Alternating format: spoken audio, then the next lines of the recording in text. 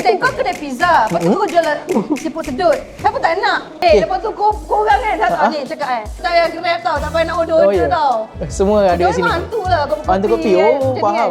Kau tu sedap lah tu. Alhamdulillah. Betul lah. Tak tipu. Okey, tak ni bukan bodek ke apa. Betul, Tak ada untung pun. Tapi itu semua macam kat ceruk kampung ni semua ada. Kau kedai pizza, lepas tu kau jual siput sedut. Siapa tak nak? Semua ada kot. Kau nak ikut cita rasa apa semua ada. Abangku dengan Kak Jihan kan seorang yang busy kan. So, macam mana Kak Jihan dengan abangku boleh balancekan masa keluarga dengan masa bekerja tu selarikan tu? Macam mana kita uruskan masa? Sama je macam orang lain rasanya. Sama je, cuma kita orang bekerja, kita orang agak fleksibel. Jadi kita orang pula tak ada, bukan daripada Isnin sampai ke Jumaat, fleksibel. Kadang-kadang kita cuti lama, kadang-kadang kita kerja lama lah. So yang lebih banyak plan dia lah. Ada yang akan banyak plan untuk cuti ke, untuk keluarga, anak-anak dan semua.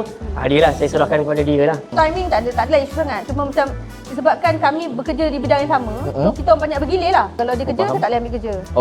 Kalau saya rasa tak kerja, apa tak nak kerja hari ni, you kerja anak. Macam tu lah. Gila-gila kita lah. semua sendiri. Kita orang memang Tak ada pengasuh pun tak ada lah. tak ada. Menjaga sendiri lah. Pada pandangan Kak Jihan dan abangku lah, apa maksud sebenar quality time dengan family tu? Time. Masa lah. Time. Masa yang kita ada tu takkan ulang balik. Dan masa kita spend dengan keluarga kita lah, anak-anak, isteri, itu yang paling penting lah.